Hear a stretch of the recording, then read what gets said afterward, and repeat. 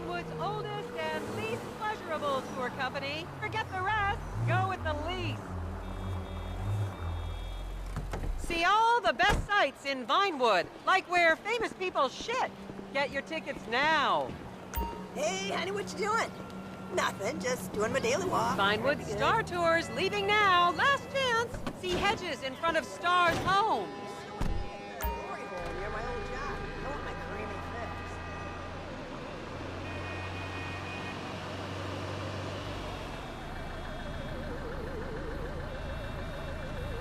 Vinewood is often referred to as the anal bleaching capital of the world.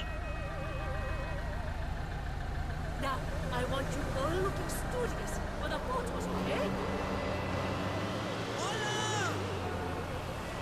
Holy shit! Got nothing else? On your right, you'll see the world-famous Gentry Manor Hotel, a legendary party hangout for actors and rock stars and people trying to have sex with actors and rock stars. Built in 1921, it's been the scene of some classic Vinewood scandals over the years. One of my personal favorites was Al DiNapoli's overdose in 2002 after a chimpanzee blasted an 8-ball up his rear door with a water pistol. Ha! Fantastic! They say that on any given day there are at least 2 dead party girls in the trash cans round back. Isn't that great? Okay, smartphones at the ready, celeb spotters. We are now approaching the legendary nightclub, the Dungeon Crawler. Opened in 1996, the club is famously owned by actor Bruce Spade, who has a custom-built elevated VIP table so that he looks the same height as everyone else. It remains one of Vinewood's hottest night spots for the rich and famous to do drugs and date rape impressionable fans. Play your cards right, and that could be you! The Dungeon Crawler was in the news again recently when comedian Morgan Chester allegedly ran over a doorman in his SUV for not laughing at one of his jokes. Oh, and now a treat for you closet glam rockers on board. We're coming up to the infamous Tequila Rock Bar. Back in the day, this was a restaurant run by the mob until it got shut down over the Adam's apple in the soup controversy of 1982. It reopened as the Tequila Bar in 1983 and soon became a mecca for hair metal bands and fans from across the country. It's rumored that the Love Fist song Dangerous Bastards was written about a night they partied here on mescaline with some transgender twins. Now, this house up ahead is one of the many private residence of action movie director Mark Fostenberg. Fostenberg still maintains he was out of town when a 15-year-old Mexican girl was found dead in his pizza oven in 2007. The case was settled out of court and all charges were dropped. The girl's family now live on the next street. So this is the house of television exercise guru The Craze. You might have seen him degrading himself recently on Rehab Island. Do any of you remember the 80s? Huh, strange times. People didn't go to the gym back then. They did jumping jacks in front of the TV and leg warmers and headbands. The Craze swapped his gold lame leotard for a crack pipe in the 90s, but is reportedly now clean and in the best shape of his life. That's Vinewood's code for, he's trying to make a comeback.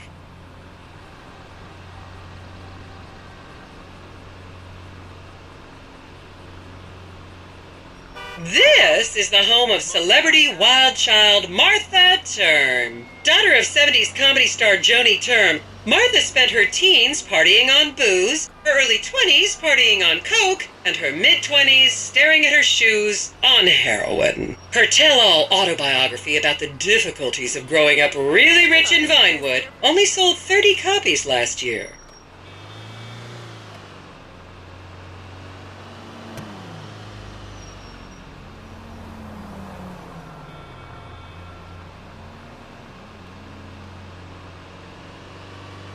Picture perfect. Just up ahead is another place to see and be seen in Rockford Hills, the Richmond Hotel. An iconic entertainment industry hangout, sleazy producer types have been promising to make young girl stars here for over 100 years now. Not gonna lie, I did some shameful things in that lobby bar in my youth, but I've put that period of my life behind me now.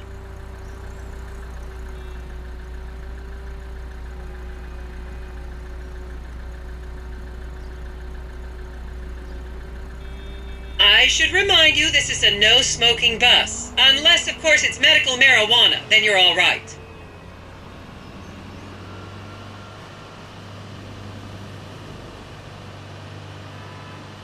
I'm coming back here. What's up, Soda? Hey, my dude, right? Hey, going to that one. I saw that in a movie.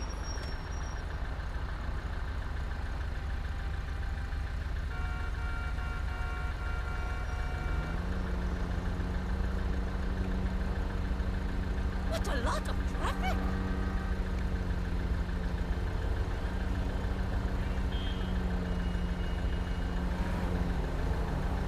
I was a member of the jury in the 1991 movie Last Will and Testament.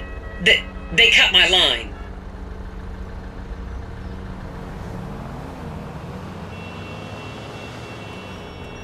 You hear what the guy said? Hey, niece. How you doing, Ruth? Here you can see the landmark Weasel Theater, which was opened here in Morningwood in 1930. Some of the biggest movies in history have premiered at this theater, including Blue Blood, Shoulder of Orion, and The Many Wives of Alfredo Smith. You might remember the controversial premiere of the gladiator comedy Lions and Donkeys in 1984, when star Chip Hampton walked up the red carpet with two slaves in chains. It is what it is, you know? What's up, brother? What an ass! What's better in person? Keep a cold beer for me.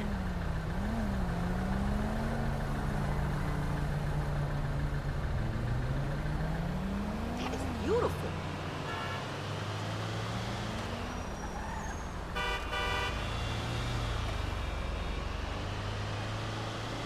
Is everyone having fun? Hello?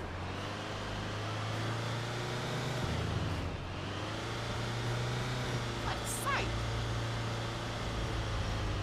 And now to our left, ladies and gentlemen, is the famous Richard's Majestic Studios. The product placement for classics like Nelson and Naples and Rum Runner, and the not-so-classics like Vinewood Zombie and Shoulder of Orion 2 was shoehorned into the final edits right behind those very gates. Everyone has a favorite Solomon Richards movie. An American Divorce really helped me through a difficult time when I was bankrupting my first husband. Oh, come on, don't people in the Midwest watch movies? You must have seen Defender of the Faith. No? Wow, tough crowd. Yeah, what's crack? Okay.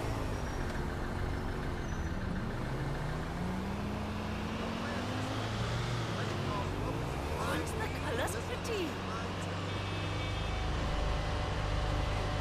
Oh, yeah. When's this thing over, anyway?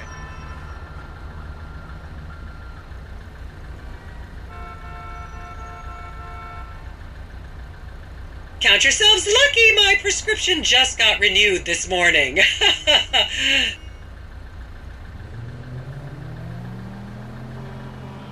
just how I imagined.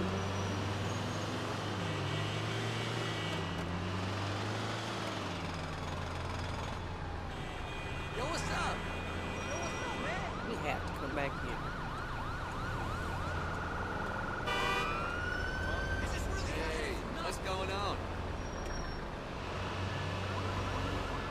I remember this from a movie. Everything! Gave me hammer toes. Okay, people, get those cameras out. This is Portola Drive. You won't get a better chance to spot a celebrity in its natural habitat. As you can see, the recession hasn't hit this part of town very hard. These are some of the most offensively high-end designer stores in the country. And now, some fun trivia for you. There have been a number of movies shot on Portola Drive, mostly awful ones about rich idiots, including the blockbuster 2005 romantic comedy Shoe Whore, that's credited with sending women's rights back 50 years. The store we're passing now is where British star Charlotte Crown was caught on film in the changing room, eating and purging the same burrito over and over again, just like a dog.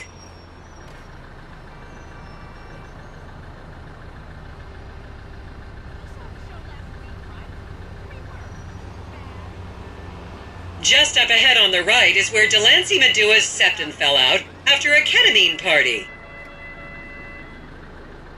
You're looking good. I think we need a photo from another angle. Did you ever notice that the drug trade is the only place the metric system really took off? Color me unimpressed. That's capitalism for you. This is the Epsilon Center. Anyone with red hair, please cover it for your own safety. If you really want to meet a famous celebrity, this place is packed full of them. Take an introductory course. It changed my life. Kiflam!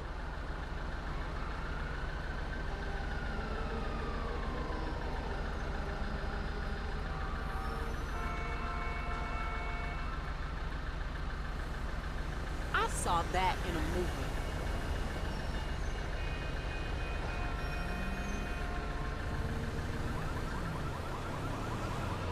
Remember, these people are rich and beautiful. That makes them better than us.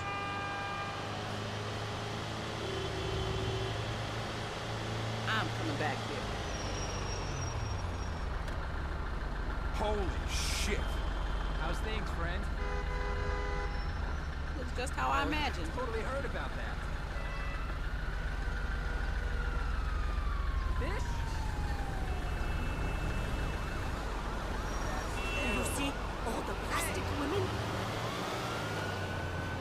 Call me tomorrow. Keep those cameras out and fingers on the trigger. Celebs are skinny and fast. Blah, blah, blah. Get it over with already. You said it.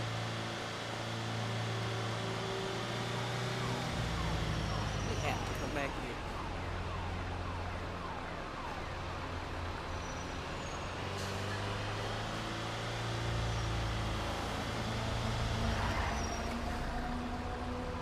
I remember this from a movie. Hey, you my dude, right? To the left, you'll see a spot where a pizza boy claims that Play PG Jackson asked him to remove his shorts.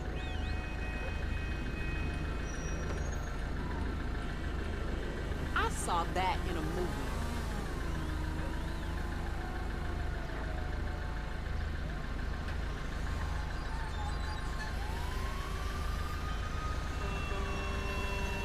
Why do all these people choose to live here?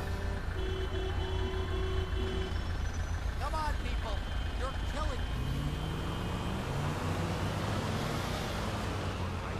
Well, this isn't much fun either.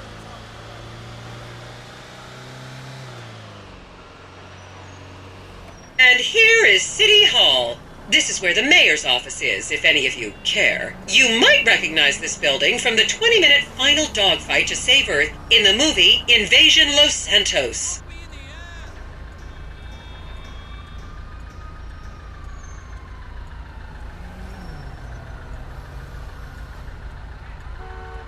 You'll recognize this stretch of road from those videos of Jill von Krastenberg with the Romanian shot put team.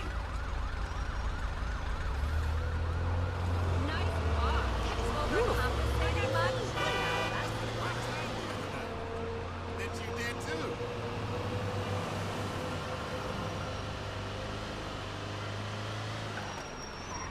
What a sight!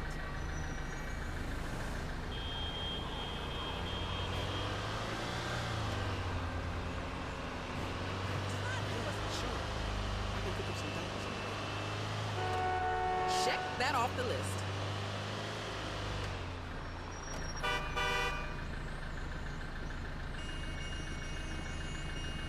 Don't you just love people you've never met and would have you arrested if you came within 10 feet of them? I think we need a photo from another angle.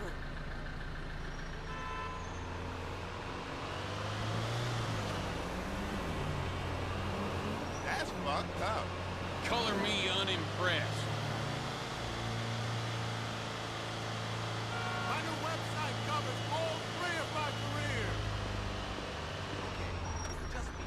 Or is it Picture time to get perfect. better than the standard crypto fashion climate?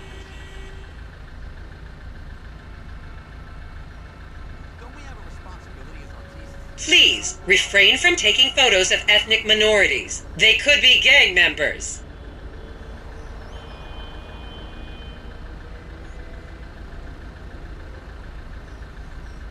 Looks better in person.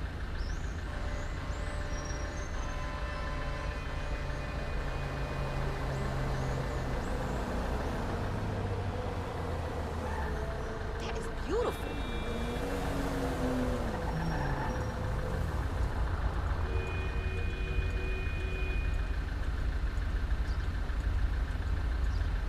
Drogapa?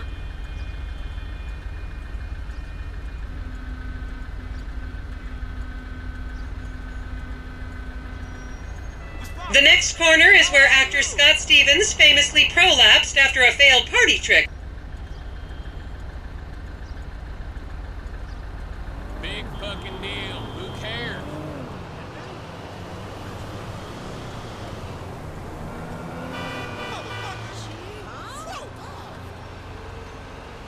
And here we have the beautiful Oriental Theater. Riots broke out on the theater's opening night in 1928 as desperate fans tried to get upskirt shots of the legendary silent movie star Miriam Turner, much like you're doing today, except with really heavy cameras. My daughter tells me it isn't politically correct to say Oriental anymore, but considering some of the other common terms for Asians in the 1920s, the name could have been a lot worse. There's a saying that to go to Los Santos and not see the Oriental Theater is like going to China and not visiting a burger shop. You know, I've never really understood what that means, but...